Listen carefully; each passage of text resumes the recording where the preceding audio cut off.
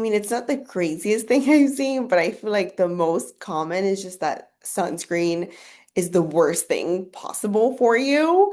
And I'm not sure where they're getting this data or this information because, of course, as a board certified dermatologist, we know the ingredients that are being used in sunscreens, and we know that sunscreen is being protective. There's several studies on it that protects against skin cancer. And for me personally, as a Mohs surgeon who sees skin cancer every day and can see how bad it could get, it's wild. It's crazy to me that we're still talking about sunscreen being bad for you when it can literally save your life and prevent melanoma. What I will say is I will give a an opposite answer to your question, which is that as I go into clinic and I see patients, I hear so many crazy TikTok ideas, patients bringing in things, actually opening up TikTok and trying to show me a video of what it is they're using to like moisturize.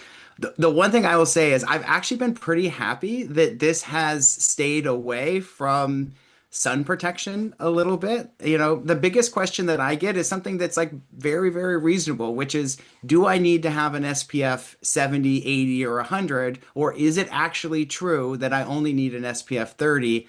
And I need to reapply, which for me, like, just makes me so happy because that's a message that we've been putting out there in dermatology for decades. And to hear that that message still kind of is able to get over the roar of TikTok and slug mucin and everything else makes me happy. So I think that so far we've been spared a little bit. I think there's this kind of realization of chemical-based sunscreens can be can be problematic.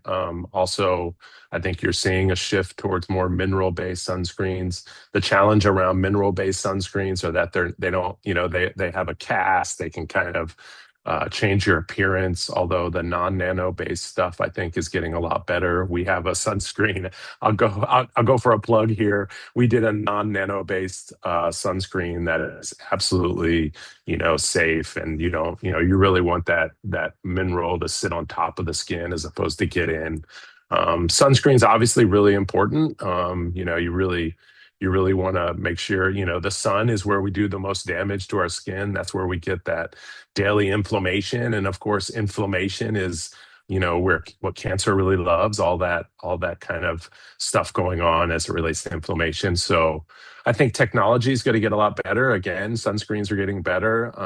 Other parts of the world, you see some pretty amazing technology, whereas here in the United States, it's a little slow around getting these sunscreens approved, but that's changing too. So I think sunscreen's getting a lot better. Our understanding of what the sun is actually doing and not doing.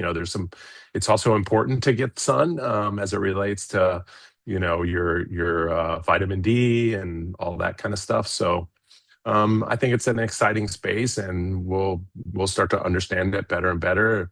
But the old, covering up is always the best. Another issue with sunscreen is it really doesn't stay on. People don't usually use what is the recommended amount, and then it goes away after a couple hours, so you have to keep reapplying it. So I think education is also important. Educating people as to the correct use and things like that, as well as covering up. I think where covering up is also a really great way to kind of beat the sun. So I think it's an exciting time for skincare in general. You'll see a lot of technology coming over the next 5, 10 years. Yeah, so I think what's important is that we encourage people to use their sunscreens and stand by that message. For patients with frontal fibrosing alopecia, and I have a lot of these patients, and I know the jury is out, and I know there's a lot of people who don't believe that there's a correlation. But I recommend that they use mineral sunscreens rather than chemical sunscreens for now until we figure that out definitively. But I encourage all patients to use sunscreens. That being said, I do have a fair number of patients who don't always take that advice. And I think that as dermatologists, we have to meet our patients where they're at. My biggest concern is that there's a patient or patients out there who go and they love the sun and they do all that, but because every time they come in, we're reprimanding them that they're tan or they have a sunburn or whatever, they just stop coming to us. And that's the biggest disservice I think that we can do to our patients. We should educate them. We should try to help them to change their behavior, or like ask follow-up questions. Why don't you like wearing sunscreen? What do you see as a barrier? Offer solutions, right? There's a lot of elegant different sunscreen formulations now that we can provide to patients. But if they still don't do that, still making them feel comfortable in coming into us, because in my mind, those are at times our highest risk patients, right? The ones that don't practice safe sun, don't practice sun protection, go out, get the sunburns, get the tans all the time, get all that sun exposure, and then aren't coming in to see us. So it might be a bit controversial, but I think it's important that while we continue to educate, we're also accepting and try to meet patients where they're at with that, to make sure that we're treating all patients and screening them properly. So Dr. Google and Dr. Instagram and Dr. TikTok are like our worst enemies in dermatology. I think influencers and people that are not educated in reality of skin, trying to tell people that, they put grapefruit in their eyes or potatoes over their whatever, or I'm using this skincare brand that has actually nothing in it, but yet all my wrinkles went away. Um, it's consumer beware, and silly things are silly results, right?